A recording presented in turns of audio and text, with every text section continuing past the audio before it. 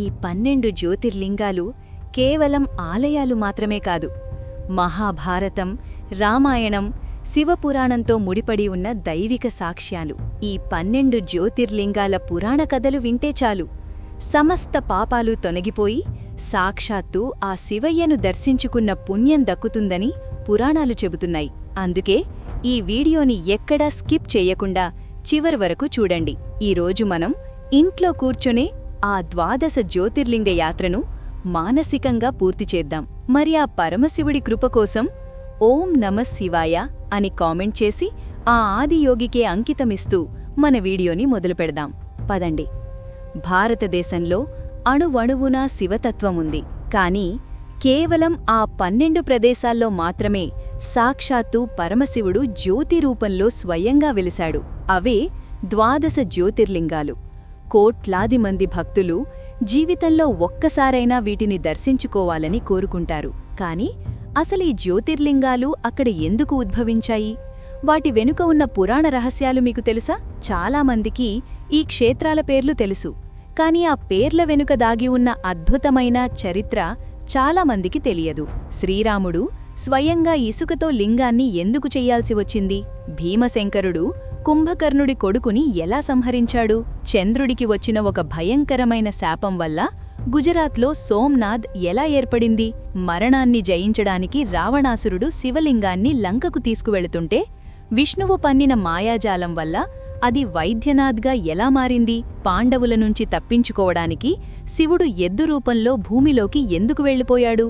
అదే నేటి కేదార్నాథని మీకు తెలుసా? ఈ వీడియోలో ఇలాంటి ఎన్నో ఆసక్తికరమైన విషయాలను మనం తెలుసుకోబోతున్నాం. 1.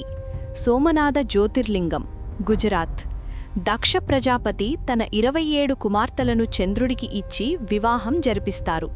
కాని చంద్రుడు కేవలం రోహిణిని మాత్రమే ఎక్కువగా ప్రేమించేవాడు. దీనివల్ల మిగతా కుమార్తెలు బాధపడి తండ్రికి ఫిర్యాదు చేయగా దక్షుడు కోపంతో చంద్రుడిని క్షయవ్యాధి అంటే కాంతిని కోల్పోయేలా గ్రస్తుడవు కమ్మని శపిస్తాడు. ఈ శాప విముక్తి కోసం బ్రహ్మదేవుని సలహా మేరకు చంద్రుడు ప్రభాస క్షేత్రంలో శివుణ్ణి ఆరాధించి మృత్యుంజయ మంత్రాన్ని జపిస్తాడు. శివుడు ప్రత్యక్షమై చంద్రుడిని తన తలమీద ధరించి శాప విముక్తిని ప్రసాదిస్తాడు. చంద్రుడు అంటే సోముడు స్థాపించాడు కాబట్టి దీనికి సోమనాథ్ అని పేరు వచ్చింది. 2. మల్లికార్జున జ్యోతిర్లింగం, శ్రీశైలం, ఆంధ్రప్రదేశ్. ఒకసారి వినాయకుడు కుమారస్వామి అంటే కార్తికేయుడు మధ్య ఎవరికి ముందుగా వివాహం జరగాలనే విషయంలో పోటీ వస్తుంది. ఎవరైతే ముందుగా భూమండలాన్ని చుట్టి వస్తారో వారికే ప్రథమ వివాహం అని శివపార్వతులు చెబుతారు. కార్తికేయుడు తన నెమలి వాహనంపై భూప్రదక్షిణకు వెళ్తే వినాయకుడు తెలివిగా తన తల్లిదండ్రుల చుట్టూ ప్రదక్షిణ చేసి తల్లిదండ్రులే ప్రపంచం అని నిరూపించి విజయం సాధిస్తాడు. ఇది తెలిసి అలిగిన కార్తికేయుడు క్రౌంచ పర్వతం మీదకు వెళ్ళిపోతాడు. కుమారుణ్ణి బుజ్జగించడానికి శివపార్వతులు అక్కడకు వెళ్తారు. మల్లిక అంటే పార్వతి, అర్జున అంటే శివుడు. అందుకే దీనికి మల్లికార్జున అని పేరు. 3. మహాకాళేశ్వర్, ఉజ్జయిని, మధ్యప్రదేశ్. అవంతి నగరంలో ఒక వేద పండితుడైన బ్రాహ్మణుడు శివుణ్ణి నిష్ఠగా పూజించేవాడు. దూషణుడు అనే రాక్షసుడు ఆ నగర ప్రజలను బ్రాహ్మణుణ్ణి హింసించసాగాడు. భక్తుల ఆర్తనాదాలు విని శివుడు ఆగ్రహంతో భూమిని చీల్చుకుని మహాకాళుడిగా ప్రత్యక్షమై ఆ రాక్షసుణ్ణి భస్మం చేశాడు.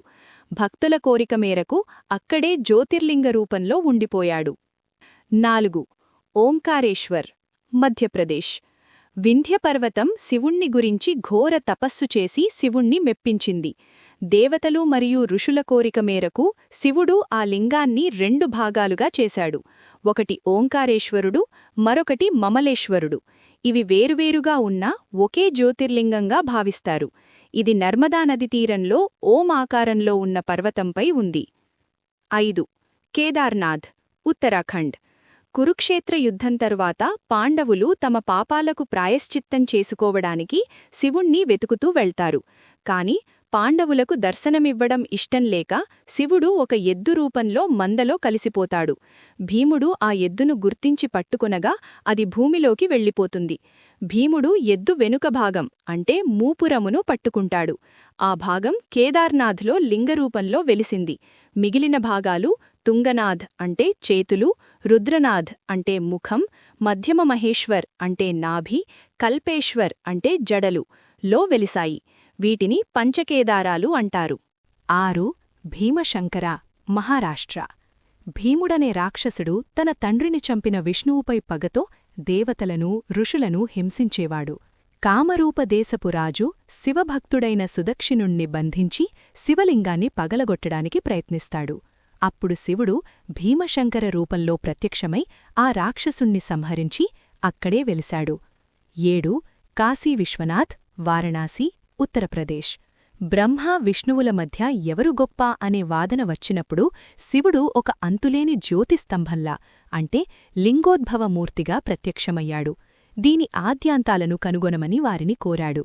విష్ణువు వరాహరూపంలో కిందకు, బ్రహ్మ హంసరూపంలో పైకి వెళ్లారు. అంతందొరక విష్ణువు ఓటమి ఒప్పుకోగా బ్రహ్మ మొగలి పువ్వును సాక్ష్యంగా పెట్టుకుని అబద్ధం చెప్పాడు. కోపించిన శివుడు భైరవరూపంలో బ్రహ్మ 5వ తలని ఖండించాడు. ఆ జ్యోతిస్తంభం వెలిసిన చోటే కాశీవిశ్వనాథాలయం. 8. త్రయంబకేశ్వర్, నాసిక్, మహారాష్ట్ర. గౌతమ మహర్షి ఆశ్రమంలో ఆకలితో ఉన్న గోవు మేతమేస్తూ చనిపోతుంది. ఇది గణేశుడి మాయ అని కొన్ని కథల్లో ఉంది.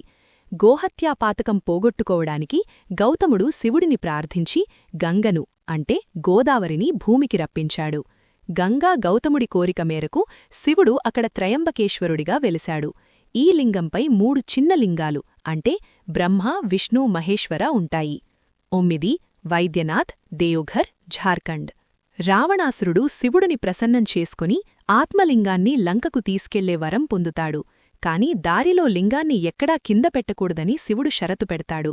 దేవతల కోరిక మేరకు వరుణదేవుడు రావణుడి కడుపులో చేరడంతో అతనికి లఘుశంక వస్తుంది.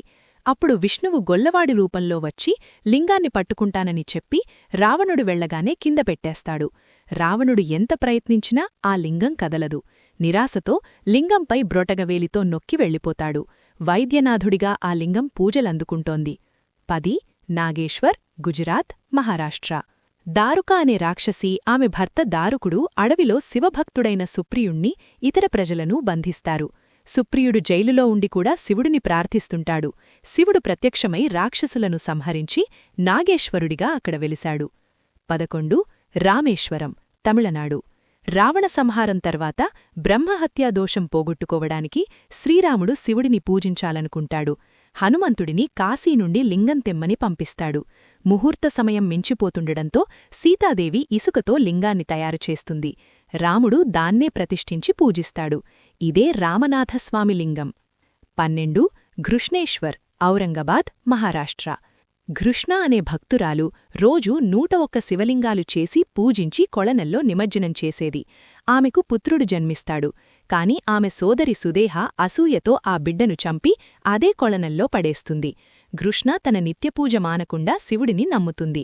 శివుడు ప్రత్యక్షమై బిడ్డను బ్రతికించి ఆమె కోరిక మేరకు అక్కడే ఘృష్ణేశ్వరుడిగా వెలిశాడు.